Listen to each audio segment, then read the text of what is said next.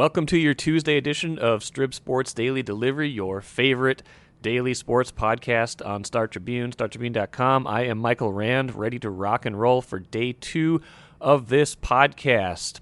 We got Sarah McLellan, covers the Minnesota Wild for the Star Tribune, coming up later in the show to talk a whole bunch about the depth of this team, Kirill Kaprizov and how they can best utilize him. A lot of good stuff from Sarah and a conversation I had with her, so excited for that. But at the very outset, a little segment we call What Did I Miss? What did you miss last night? Well, you missed a couple pretty significant pieces of news, but first and foremost, you missed a Timberwolves loss. I'm here to inform you. I regret to inform you that the Minnesota Timberwolves are now 5-15 after losing 100-98 to Cleveland last night.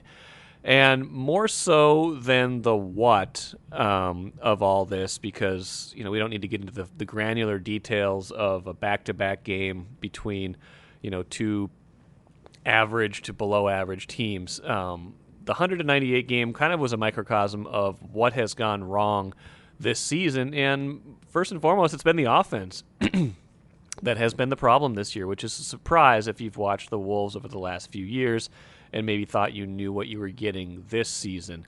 They have a defensive rating this year of 103.8. That's how many points they score per 100 possessions. That is dead last in the NBA. Dead last. Their defensive rating isn't great, but it's in the 22-23 range, so there's a handful of teams below them. Added up, though, and it's a net rating that's worse than the NBA as well. So you can see why they aren't winning. And, yesterday's game was kind of a microcosm of all that, because D'Angelo Russell and Malik Beasley combined to shoot 12 for 33. Second game of a back-to-back. They go combined, 3 for 15 from three-point range. They score 28 combined points, which is below their averages, and they need 33 shots to do it. So that's not going to get it done, especially when Karl-Anthony Towns is still out.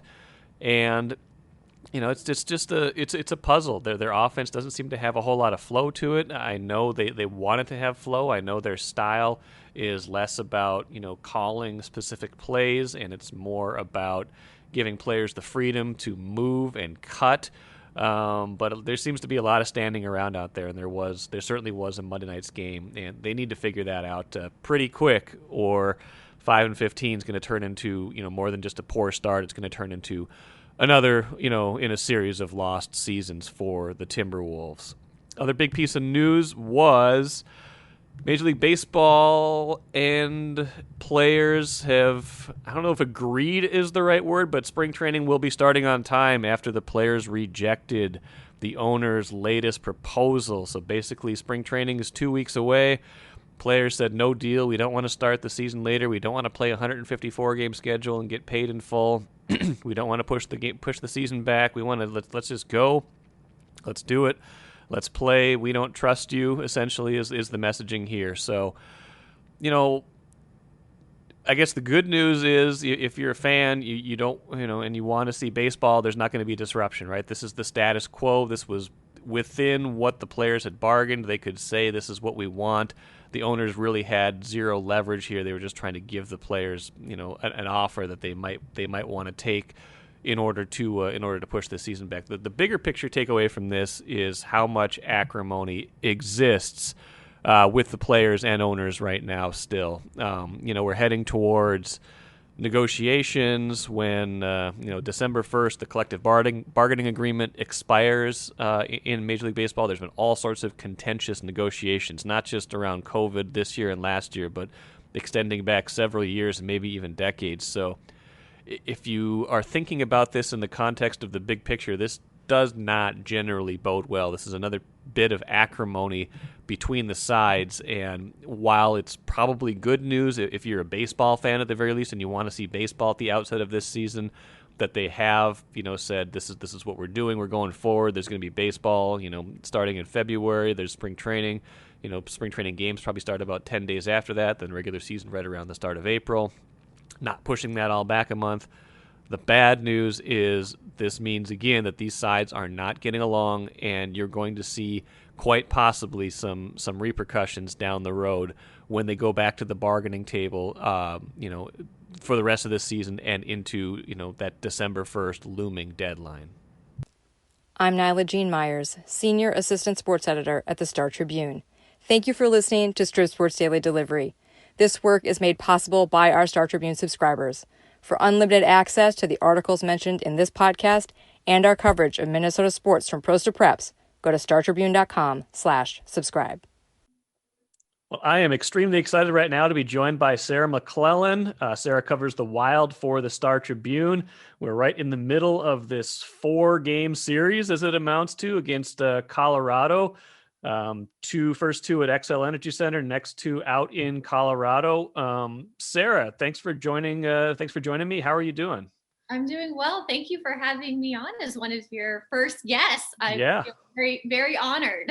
All right. Well, we appreciate you. We'll be doing this a bunch of times going forward, but pretty newsy first 10 games, I would say, for the Wild. They're 6-4. I think everybody can see the upside here. Kaprizov has been, everything is advertised. But we're starting to see some adversity here. Maybe we're starting to see some of the questions of depth with this team. We saw it in their most recent game, which they managed to win, even though Kevin Fiala was out with a suspension. They're missing Marcus Foligno in the COVID protocols, Matthew Dumba on injured reserve. Maybe we can start out, Sarah, with how you would assess this roster and, where they are right now.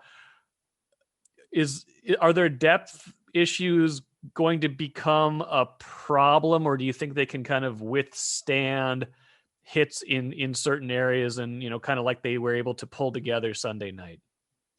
You know what, that's probably going to be the test of the season, not just for the Wild, but throughout the league, is who can weather, these storms of adversity, losing players, whether it is to injury or to the NHL's COVID protocols.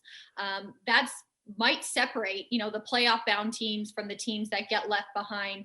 And the Wild's first real taste of that was Sunday. To have 4 regulars missing, really like a third of what could be your forward group on a nightly basis. It's a tough challenge. And I think the way that the Wild responded, though, to be able to, pull together a gutsy overtime rally against Colorado, does give the team confidence, obviously, ahead of the series, switching to Colorado and another 2 games. But I think it also probably, presented a blueprint of how to, when the team isn't at full strength, how to get those depth contributions and still be able to roll 4 lines, which I think is key. And it was very simple hockey. It wasn't, pretty flashy plays that the Wild was, relying on to keep pace with Colorado. A lot of get the puck in, grind it out, get on the forecheck cycle, and really be tight defensively to limit, odd man rushes and pressure the other way. And I think that simple kind of structure will probably really help the team for however long it has to, rely on taxi squad additions, and a lineup that obviously isn't what it would normally roll out if it's at full strength. We'll see, I guess, moving forward here, how long the Wild needs, to rely on this look specifically. Kevin Fiala is eligible to come back Thursday. We'll see how long Marcus Johansson's out. He's obviously another veteran forward up front. But you're right, the depth is getting tested. And in its first, real challenge, though, it really kind of was the unsung players of the roster who contributed. Victor Rask had a pair of goals. Jonas Brodin, obviously a big part of the blue line, but not usually someone who contributes, consistently offensively. He scores the overtime winner. I think that was probably a best case scenario for the Wild, to have that type of win in that first test, to give it, some mojo and swagger going into Denver. But you're right. It's going to be a test in probably an area that's under the microscope all season, is if this team is consistently shuffling players in and out, can they withstand that? And can, the third and fourth line players, whoever's filling out those lines, contribute? And that's probably going to determine ultimately this team's success. Well, and I think you raised a good point there, in that it's going to be a question all season. And I feel like it already was kind of an emerging question of depth, especially at center. Maybe not depth so much as, establishing a first line center. We've seen Kaprizov playing with a lot of different people already. Here's a kind of a bigger picture question for you that also pertains to this season. What do you think? I don't think the ideal center to play with Kaprizov is on this roster yet, or maybe hasn't grown into that role yet. What do you big picture? Who's the right kind of center to play with a player like that? It's interesting because I think so far Kaprizov is presented as a playmaking winger. You see that in his production so far. He has more assists than goals. And you can just kind of see the creativity that he has. It totally lends itself to someone who is kind of engineering the rush and really kind of forecasting where to go and what's next. But I think if that's the type of center that he plays with, I think you would see, more of the skill in the shot and his finish. And I think that's maybe kind of an under the radar aspect so far. You see it here and there, but I think that's really a strength of his that maybe hasn't, risen to the forefront yet, is just his shot. And I think how quickly he can get it off, his speed and creativity and IQ to just get into shooting positions. I think that's something that's still to be seen at the level that he can bring it. And I think that probably comes with the type of center who is the distributor, who is the presence up the middle that can lead the attack. And so far, he's kind of seems like he's been that presence on the wing, setting up a lot of these goals rather than being the one on the finishing end of it.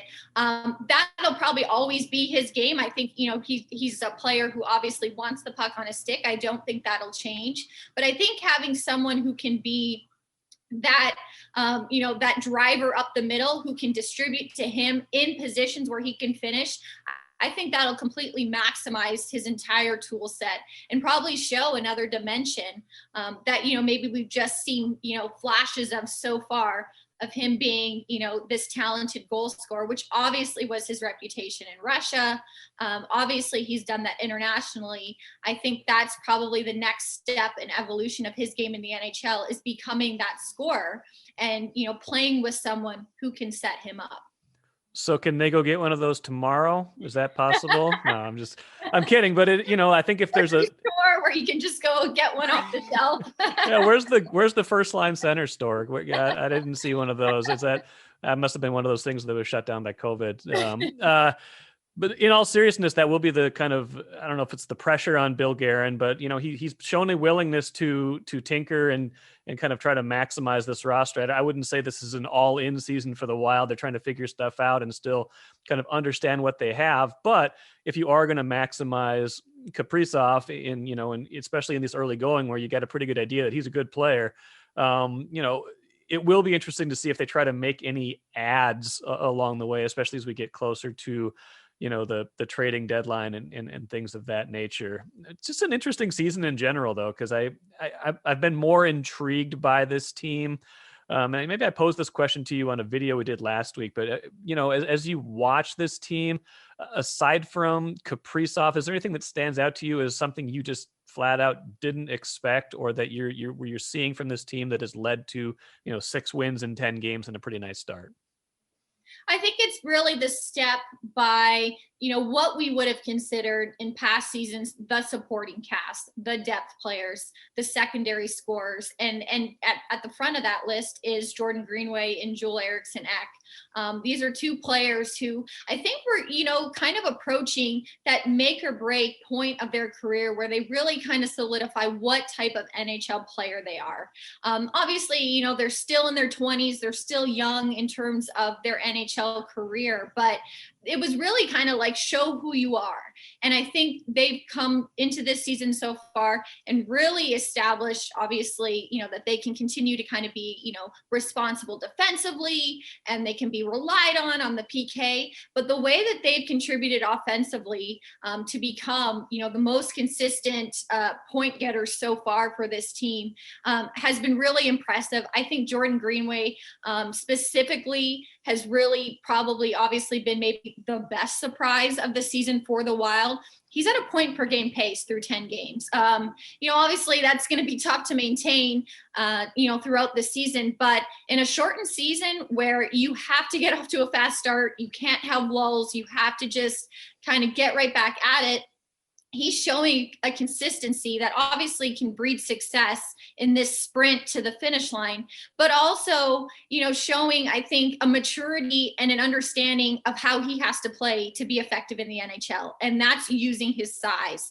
His biggest asset, I think, over a lot of players and against other teams is his frame, is his strength. If he leverages that, it's pretty hard to pick the puck off him. And he's shown that here and there in the past, but this season it's been the most consistent, the way that he's asserted himself on the ice, and he's getting rewarded for it. 10 points in 10 games, the most on this team.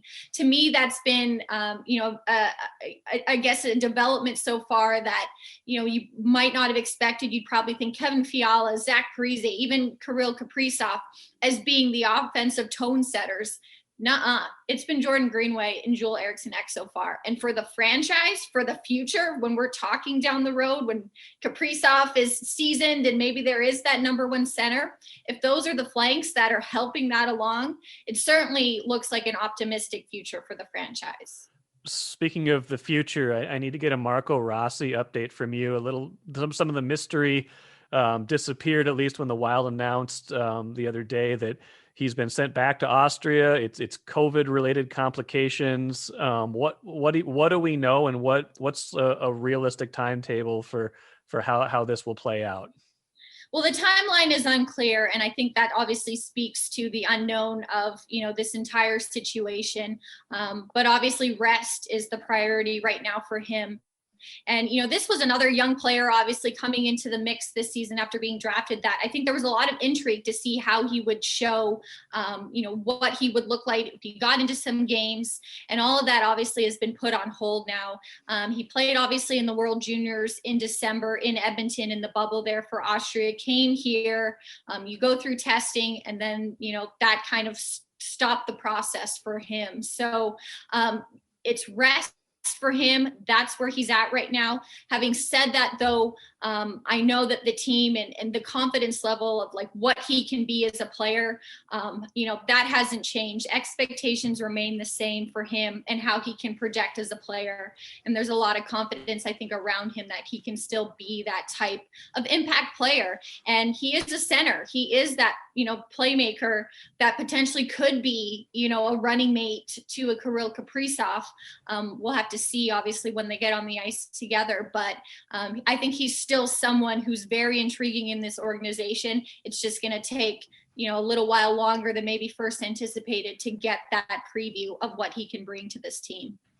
Last thing for you mentioned Fiala back Thursday. Do you think at any point, I think we've seen it like sparingly, maybe when they needed a jolt, do you think we'll see Kaprizov and Fiala ever on the same line consistently, or is that a pairing that they want to split up for a variety of reasons?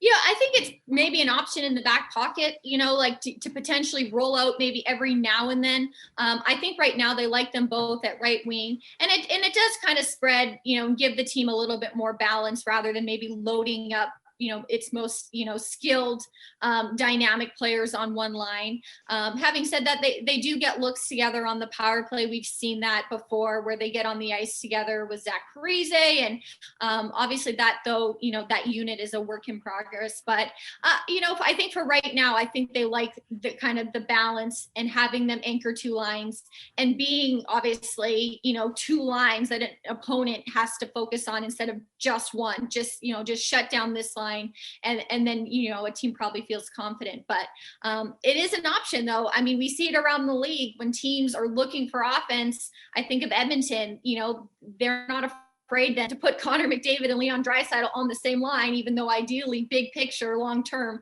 it's better for them to kind of carry their own line. It happens. And if this is an offense that obviously needs to pick it up, or the power play, needs to get on a roll and get confidence, that is certainly a possibility to put them together and then see how defenses react to that.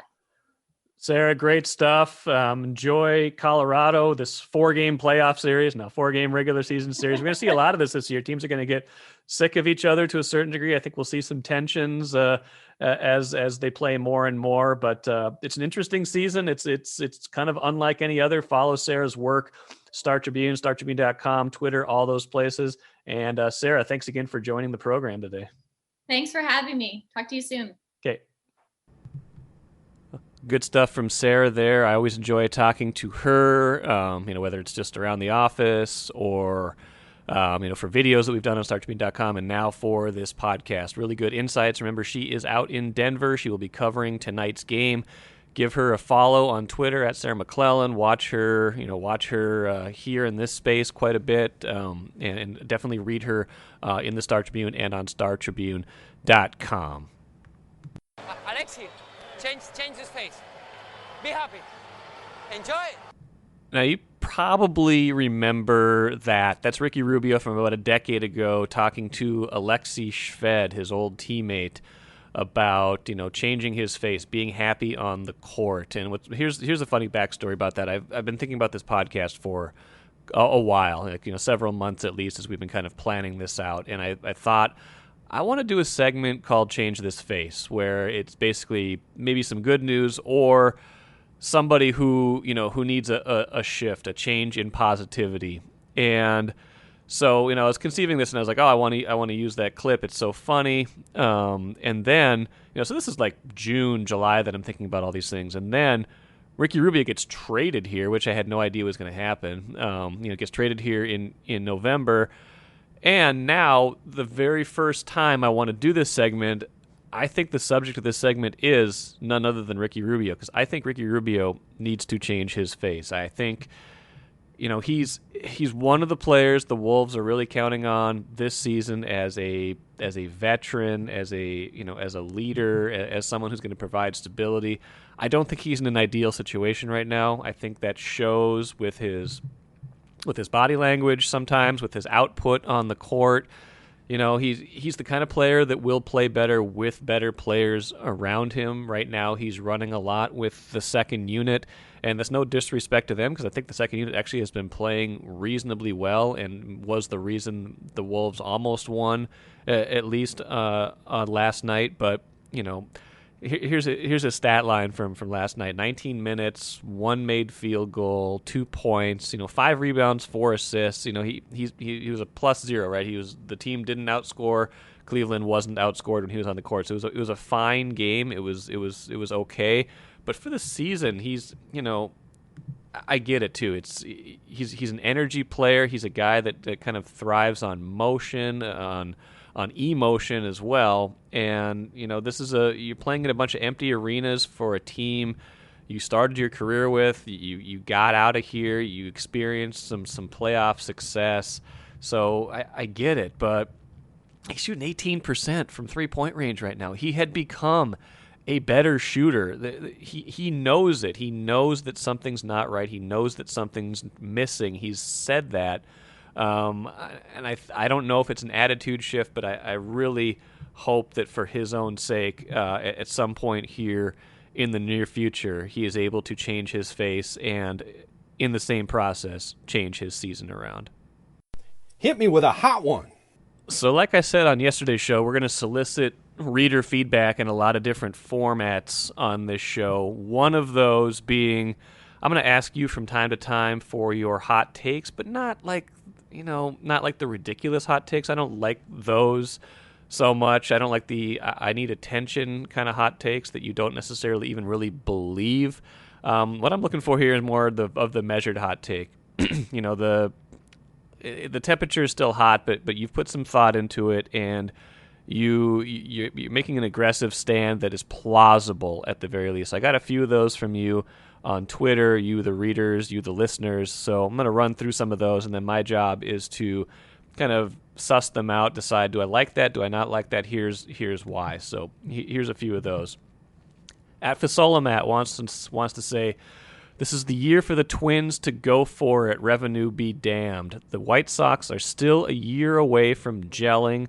The Indians are resetting their offense. The Royals and Tigers are in the third consecutive year of being 3 years away from being relevant. Carpe diem, seize the day, as they say. I kind of like this one. I think he's right. I particularly like the White Sox take in all this because I feel like everybody's rushing to crown the White Sox, and a lot of times you find that, a team that makes some significant off-season upgrades and has had, though, kind of one initial year of success, like they had last year, that team doesn't arrive right away. It does take another year. They kind of backslide, and then they figure it all out.